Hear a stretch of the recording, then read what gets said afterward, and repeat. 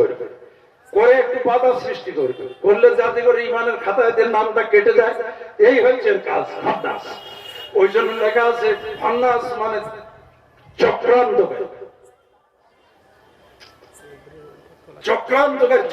করে মানুষের বেঁধিয়ে দেয়, তার নাম খান্নাস। এই শয়তান কেন? শয়তানের 14 গোষ্ঠী পর্যন্ত ওই ঘরে ঢুকতে পারবে না। আরেকটা মেয়েদেরকে দুটো হাত জোড় করে বলছি, মেয়েদেরকে বলে দেবে, এই গোশের তরকারি আপনি রাত্রে নিতেছেন, অনেক সময় গোশের তরকারি থাকে না থেকে যায় না, ভাতের পান্তা থাকে তো, শুধু ঢাকনাটা যদি ওই মন কসম আল্লাহ ঢাকনাটা যদি বিসমিল্লাহ বলে ঢেকে দেয়, তো শয়তান কেন? শয়তানের বাপ পর্যন্ত ওই খাবারে হাত দিতে পারবে না, ওর আশ্বাসে দিতে পারবে না। সকালবেলা আপনি নির্দ্বিধায় খান, কোনো অসুবিধা নাই, আর বিসমিল্লাহ বলে ঢাকেলে ওটা খেলে আপনার পেটের অসুখ হবে। ও শয়তান তো শরীর করেছে, একটা গোশ তুলে নেছে, ও খেতে পারবে, ও চাপে। কিন্তু আপনি বিসমিল্লাহ বলে যদি ঢাকনাটা হয়, আমার বোন যদি বিসমিল্লাহ বলে ঢাকনাটা দেয়, অথবা যদি আরেকটা বুদ্ধি করে একটা কাপড় যদি বিসমিল্লাহ বলে হাড়ির উপর যদি চেপিয়ে দেয়, তো শয়তানের 14 গোষ্ঠী পর্যন্ত ওর আশপাশে যেতে পারবে না। ওটা একদম নিরাপদ হয়ে গেছে। রাসূলুল্লাহ বলেছেন, মদিনাওয়ালা বলেছেন, কামলিওয়ালা বলেছেন, আপনার কিসের ভয়? আর নবীজি যেটা বলেছে ওটা হবে না? হবে না? নবী বলেছে, তারপর রদ হবে, তার বিশ্বাস করলে ইমান থাকবে। নবীর কথা যদি রদ হয় তাহলে ইমান থাকবে? ইমান থাকবে না। সেই ইমানদার বলে দাবি করতে পারবে না হাসরের মাঠে। নবীর কথাটা হবেই। এই তো কাজ। আর আপনি যে কোনো কাজ করবেন শুধু বিসমিল্লাহ বলবেন, যে কোনো কাজ কিছুই বলতে হবে না, শুধু বিসমিল্লাহ বলবেন। এই আমলটা করে দেখেন, 5 বছর পরে আপনি বলবেন ইনশাআল্লাহ, আপনার জানে মালে ইজ্জত আবরুতে আল্লাহ বরকত দেবেন ইনশাআল্লাহ। আপনার রিজিকের মত পর্যন্ত ভাত আপনার বাড়ি আসবে, আপনার ছোট তালাশ করতে হবে না। সেই আমলে বিসমিল্লাহর সাথে একটা দেব যে ভাতের তালাশ জীবন ভর করতে হবে না। বক্তারা বলে দিতে শোনাছেন, দাওয়াত দিতে গেছে, তোরা ছেলে মানুষ জানিনি বাপ, দাওয়াত দিতে গেছে, সেখান তো বলতে না আমার জন্য গমের আটা রুটি করবে। রেজেক কার হাতে? একটু জোরে বলেন। রেজেক কার হাতে? একটু জোরে বলবো না? আল্লাহর হাতে। আমার জন্য আজকে দেখেন কি খাবার আছে আমি কি করে জানি? আমি বলে দিচ্ছি রুটি করে দিতে হবে, আল্লাহ যদি ওটা না খাওয়াবে, আল্লাহ ইচ্ছা করলে তোমার খাওয়াবেন। রেজেকের জন্য তালাশ করবে, রেজেক তোমার কাছে ছুটে আসবে। যেটা আমার জন্য আছে ওরা নিয়ে আমার কাছে হাজির করে দেবে, তার নামই রেজেকের উপর রাজ্জাক ওয়ালিল্লাহি খাজাইনুস সামাওয়াতি ওয়াল আরদ। কোরআন শরীফে না যে আল্লাহ বলেছেন গোটা আসমান জমিনের যা রেজেক আছে সব আমার হাতে, আমি বন্টন করি। আমি তোমার যা নসিবে আছে সেটা তোমার খাও। তুমি একটা টুকরো বেশি খেতে পারবে না, এক টুকরো কম খেতে পারবে না। যেটুকু তোমার জন্য সেটুকু খেতে হবে। আর একটা আছে তুমি রেখে চলে যেতে হবে। ভাতে থালা দেখবেন অনেকে এক টুকরো বসে রেখে চলতে, ওর বাপের সব তিনি খাবে, আল্লাহ খাওয়াবে। তার নাম তো ইমান। এই তো ইমানের পাওয়ার, এটার নাম ইমানের জ্যোতি, ইমানি কুয়াত, ইমানের তাওহীদ, ইমানের তামাদ্দুন, ইমানের বলিষ্ঠতা, ইমানের সজীবতা। সেইটা যদি উম্মতে মুহাম্মাদিন না থাকে তাহলে হবে কি করে? ওই দুটো একটা ফতোয়ার কথা প্রথম বলেছিলাম, এবার একটু বলে দেবো না? বলবো?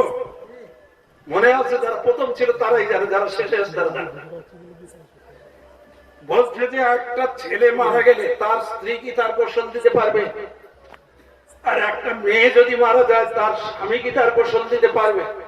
এই এক। 2 নম্বরে একটা মেয়ে ছেলে ইন্তেকাল করে গেছে, একটা মেয়ে ছেলে ইন্তেকাল করে গেছে।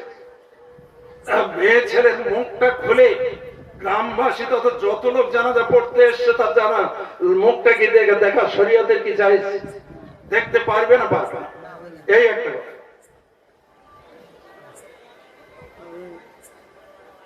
তাহলে এই দিকগুলো, জুমার দিনের প্রথম আজান আর দ্বিতীয় আজান, দুটো আজান কেন? একটা আজান তো সব হপ্তাহে একটা করে হয়, জুমার দিনে দুটো কেন? মেম্বারে আজানের পরে মসজিদের ইমাম কি খুতবা দিতে পারবে, বক্তব্য দিতে পারবে?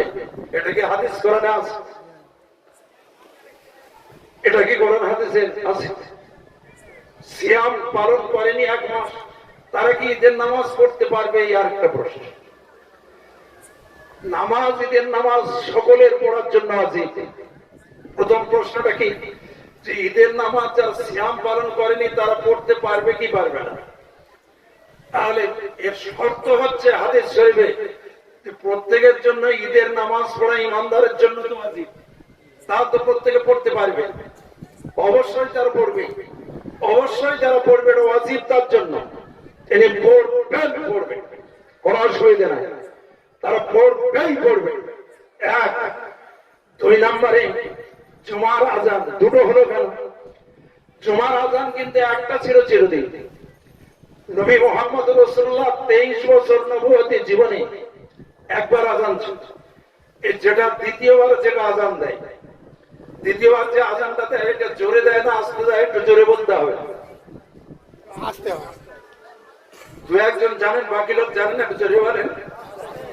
এটা কথা বলেন, আমার ভালো লাগবে, আমরা একটু শিখে যাই। ওয়াজ তো আমার পরে 3টে আরো ভালো বক্তা রয়েছে, আরো শুনবেন। আমরা একটু শেখাশেখি করি, ইনশাআল্লাহ হাসরের মাঠে দেখা হবে। গুনাহগার আমি আপনাদের প্রাণের ভাই, আপনারা আমার প্রাণের ভাই, মহব্বত আছে।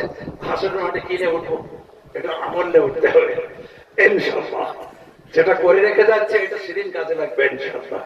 আর যারা যা চিন্তা সে করবে, সে কি বলে যাচ্ছে তার জবাব সে দেবে, নাকি?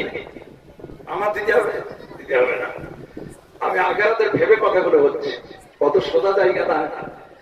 দায়িত্বের সাথে বলি, তাহলে জুমার আজান দুটো, একটা প্রথম আজানটা দেওয়া হয় মাইকে জোরে, এলাকার সব লোক জানি। দ্বিতীয় আজানটা দেওয়া হয় ইমাম সাহেবের সামনে, খুব পুজো হয়ে, খুব আস্তে আস্তে, তাই না? খুব স্লো আওয়াজে। তাই উনি যত জোরে দিতে পারে তত জোরে দেয় না, আরো আস্তে আস্তে দেয়, আস্তে আস্তে দেয়। কিন্তু নবী যুগে ছিল এই আজানটা জোরে, মিনারের উপরে জোরে আজান দিত 23 বছর ধরে। নবীর ওফাতের পরে হযরত সিদ্দিক আকবর রাদিয়াল্লাহু তাআলা আনহু যতদিন ছিলেন 2 বছর শাসনকালে, ওই একটা আজান ছিল, ওইটা জোরে হতো মিনারে। ওনার পরে উমরে ফারুক রাদিয়াল্লাহু তাআলা আনহু, যার সামনে শয়তান রাস্তা দিয়ে হাঁটতো না, তিনি 10 বছর শাসনকালে ওই একটা আজান তিনি জোরে দিতেন মিনারে। হযরত উসমান গনি রাদিয়াল্লাহু তাআলা আনহুর সময় উনি একটা মসজিদে নামাজ পড়াচ্ছেন, দেখে তার পাশাপাশি একটা বাজার আছে, বাজারটার নাম ভুলে যাবেন না, জাওরা, মনে থাকবে ইনশাআল্লাহ, জাওরা, বাজারটার নাম জাওরা। এই জাওরা নামক বাজারে এত প্রসিদ্ধ বাজার যে জুমার দিনে তারা বাজার করে ব্যস্ত, ইয়া আজানে তাদের কর্ণপাত নেই, তারা নামাজ পড়া ভুলে গেছে। হযরত উসমান গনি রাদিয়াল্লাহু তাআলা আনহু একজনকে বললেন, তোমরা আজ জুমার দিনে জাওরা নামক বাজারে গিয়ে একটা উঁচু টিলাতে তোমরা আজান দাও তো, যা জুমার দিনে আজানটা দিয়ে আসো। একজন গিয়ে সাহাবা গিয়ে আজান দিয়ে আসে, সকলের মনে উঠে গেছে আজ জুমার দিন, বাজার বন্ধতে সব নামাজে চলে আসে। সেই আজানটা সেই দিন থেকে পৃথিবীতে জারি হয়ে গেছে। আচ্ছা, নবী যেটা করেছেন, নবী যেটা বলেছেন, নবী যেটা মেনে নিয়েছে, সেগুলো তো হাদিস তো, নাকি? তাই না? হাদিস তো 3টে, কওলি হাদিস, ফেলি হাদিস, তাকরিরি হাদিস। আর যারা জানে ওরা লোক, তারা আমরা এগুলো পড়ে এসে জলের মতো কণ্ঠস্থ, তা আমরা বলবো না, ওর বোকা শোকা ছাত্র না। তাহলে কওলি হাদিস, নবী যেটা বলেছেন সেটা হচ্ছে বাস্তবে রূপ দেওয়ার জন্য আমি আপনাদের বলে গেলাম। নবী যেটা করেছেন ফেলি হাদিস, ফেল মানে কাজ, নবী যেটা কাজ করেছেন সেটা ফেলি হাদিস। তাকরিরি হাদিস, নবীর সামনে সাহাবারা যে কাজটা ঘটিয়েছে, একজন হেসে উঠেছে, নবী তাকে নিষেধ করেনি আর হাসতেও পারে, নবী মেনে নিয়েছে। এটা নীরবতার নবী মেনে নিয়েছে মানে ওটা একটা হাদিস, যে তাহলে নবীর সাথে একটু হাসা যায়। আমি একটা এক্সাম্পল দিলাম,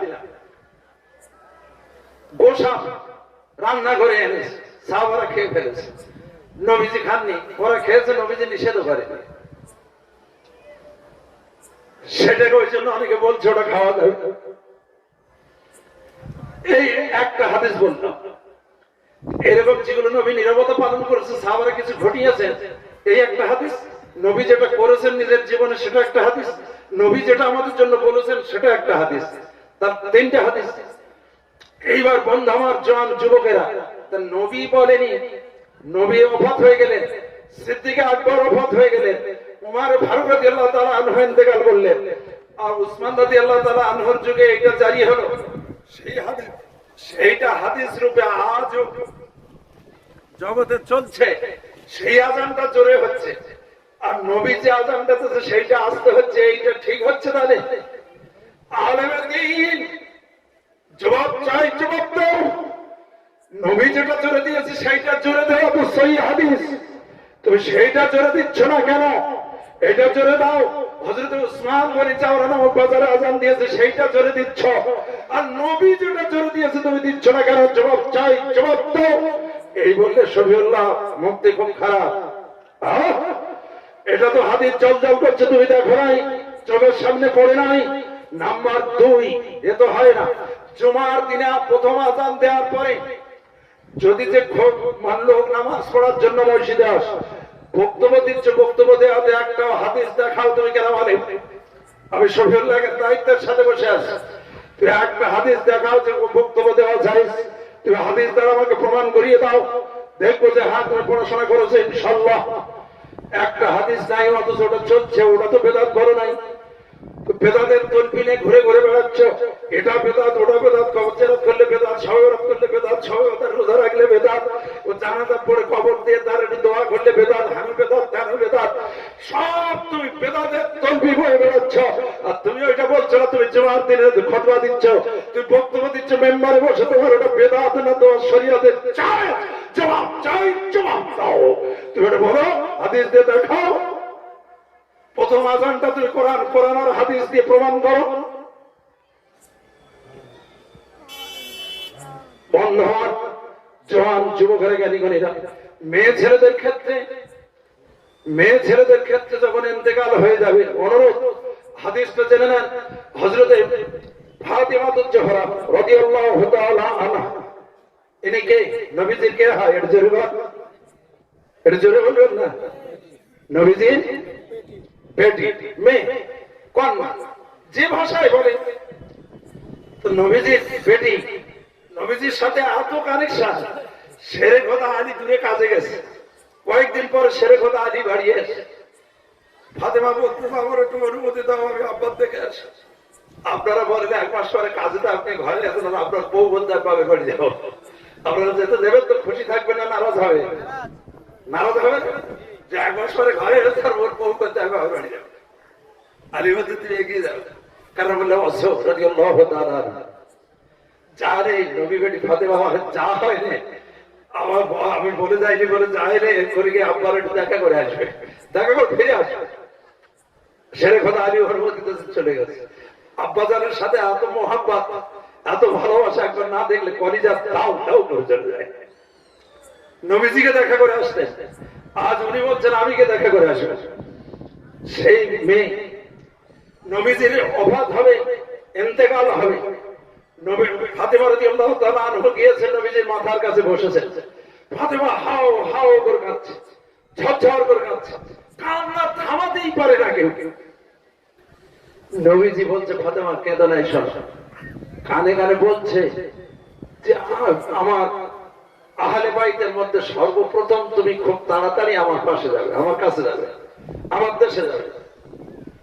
ফাতেমা খিলখিল করে হেসে উঠেছে, বলছে তাহলে আমি আমার আব্বার কাছে যাব। আচ্ছা, আপনি আব্বা ইন্তেকাল করে যাচ্ছেন, যারা আব্বা আছেন বয়স্ক, আর আপনি মারা যাবেন, ইন্তেকাল হয়ে যাবেন, আর আপনার বড় মেয়ের বলছেন মা আমি যাচ্ছি, আর তুই খুব তাড়াতাড়ি আমার সাথে তুই ইন্তেকাল করবি।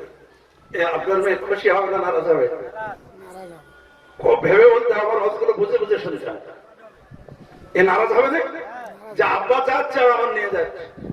হ্যাঁ, আব্বার কেরম ভালোবাসে। আর ফাতেমা রাদিয়াল্লাহু তাআলা আনহা খুশি হলে সঙ্গে সঙ্গে হেসে উঠেছে, বলছে এইটা বলতে হবে। সাহাবারা বলছে যে তুমি হাসছিলে, আর নবীজি কি বললে তুমি হাসলে কেন? বলছে এখন বলা যাবে না, দেরি লাগবে। নবীজির দাফন কাফনের পরে তবে এটা বলেছিলেন ফাতেমা জোহরা রাদিয়াল্লাহু তাআলা আনহা, যে আমি কাঁদছিলাম, নবীজি ওফাত হয়ে যাবে, আমাকে রেখে যাচ্ছে। নবীজি, আমি যখন খুব কাঁদি, চিল্লে চিল্লে কাঁদি, তখন আব্বাজান আমার জড়িয়ে ধরে কানে কানে বলেছে যে আমার সর্বপ্রথম আমার আহলে বাইতের মধ্যে সর্বপ্রথম তুমি আমার কাছে খুব তাড়াতাড়ি যাবে। 6 মাস পরে তো ফাতেমা রাদিয়াল্লাহু তাআলা চলে গেলে। ফাতেমার বয়স তখন কত? 21-22 হবে। 3 দিন সন্তান হাসান রাদিয়াল্লাহু তাআলা আর হুসাইন রাদিয়াল্লাহু তাআলার একটা মেয়ে যায় না। আলেমরা তো কোনদিন বলেনি, খালি দুটোর কথা বলেছে। হাসান হোসেন বলে যে ওনার মেয়েটার কথা বলবে না, যায় না। ওনার 3 দিন তো উনি রেখে তো খুব অল্প বয়সে, তখন আর এখন 20-21-22 বছরকার বিয়েও হয়। সেই বয়সে তো উনি দফাত হয়ে গেলেন। খুশি, তাতে খুশি, বাপের দেশে চলে যাবে খুশি, বাপের সার কাছে যাবে চলে খুশি। উনি তো চলে গেলেন। উনি ইন্তেকাল হওয়ার সময় দেখে 6 মাস পরে উনি চলে যাবেন, খুব তাড়াতাড়ি যাবেন, বাপের দেশে যাবেন, আখিরাতে চলে যাবেন। তৈরি লাভবাহিক, গোসল করে একদম লাভবাহিক তৈরি। সেই মেয়ে স্বামীকে বলছে আপনি একটু ঘরে আসেন। বাচ্চা দুটো খেলতে পাঠিয়ে দিয়ে, 3টে বাচ্চাকে বাইরে পাঠিয়ে দিয়ে স্বামীকে ডেকে ঘরে নিয়ে দুটো ওসিয়াত করলেন। বলছে আমি খুব তাড়াতাড়ি চলে যাব, আমার টাইম হয়ে এসছে, আমি বুঝতে পারছি। আপনার কাছে দুটো কথা। কি বলছে? আমার ওফাতের পরে, আমার ইন্তেকালের পরে, যখন ইন্তেকাল হই, আপনি মাগরিবের পরে আপনি নিজে হাতে আমার গোসলটা দেবেন। আমার গোসল পাড়া প্রতিবেশী মেয়েদের ডেকে এনে দিতে হবে। আর 2 নম্বর কি বলছে? অন্ধকার রাত্রে আমাকে দাফন করে দেবেন, লোকজন জোটাতে হবে না। এখন জানাজায় আমরা মসজিদে জোহরের নামাজ নিই, জোহর বাদ জানাজা। জোহরের নামাজ মসজিদে হয়তো 100, আর জানাজা পড়তে 1500। জোহরের নামাজ নাই, ফরজ নামাজ নাই, জানাজার নামাজ পড়ছে লোক ডেকে গাড়ি। আর 10 মিনিট আছে, আর 5 মিনিট আছে, আর 2 মিনিট আছে, আর 1 মিনিট আছে। মাইকের ঘোষণা দিয়ে জানাজার জন্য ব্যাকুল। জানাজা হচ্ছে ফরজে কিফায়া। গ্রামের পক্ষ থেকে যদি 3-4 জন পড়ে দেয়, গোটা গ্রামের জন্য ওটা হয়ে যাবে। ফরজে কিফায়া 3-4 জন পড়ে দিলে ওটা হয়ে যাবে। সেইটার জন্য আমরা চিল্লে চিল্লে ডাকাডাকি করছি যে তোমরা চলে এসো। 10 মিনিট বাকি, 15 মিনিট বাকি, 20 মিনিট বাকি, তোমরা চলে আসো, তোমরা তাড়াতাড়ি আসো। জানাজার জন্য এত লোক ডাকছো, ফরজ নামাজের জন্য ডাকছো না। যারা জোহরের নামাজ ফরজ পড়ে জানাজাকে পড়লে হবে? প্রশ্ন থাকলে বন্ধু আমার জন চোখের জ্ঞানীরা দায়িত্বের সাথে বলে যাচ্ছে গিয়ে ফরজটা পড়ে নেবেন, তারপর জানাজা পেলেন পেলেন না পেলেন না পেলেন, কিন্তু জোহরের নামাজ ফজরের নামাজটাই গিয়ে পড়ে নেবেন। এই নামাজটা আপনার জরুরি, এই নামাজটা আল্লাহ খুশি হয়, এই নামাজটা রাসূল খুশি হয়, এইটা আপনার কলিজা খুশি হবে, আপনি জান্নাতি হবেন। সেই কাজটা বাদ দিয়ে শুধু জানাজাটা পড়বেন, এটা হয় না, এটা হতে পারে না। তাহলে জানাজাটা আপনি পড়লেন, কিন্তু সেটা তাহলে জানাজার নামাজ স্ত্রী যদি স্বামীর গোসল দেয় চলবে, আর স্বামী যদি স্ত্রীর গোসল দেয় জায়েজ আছে, অসুবিধা নাই শরীয়তে। 2 নম্বর, মেয়ে ছেলে ইন্তেকাল করলে তার লাশটা কি গ্রামবাসীরা দেখতে পারবে? না, অনুমতি না। বেগানা পুরুষ ওই মেয়েটার কোনোদিন দেখতে পারে না। শরীয়তের পুরো বরখেলাপ। বরখেলাপ কাজ যেন আমরা না করি, বরখেলাপ কাজ যেন আমাদের দ্বারা না হয়, এই জন্য খুব সাবধান, খুব হুঁশিয়ার, এর থেকে আমাদের দূরে থাকতে হবে। আসুন, আমি আমার ক্ষুদ্র বক্তব্য আর দীর্ঘায়িত করবো না, ইনশাল্লাহ এইখানে আমি সমাপ্তি ঘটি।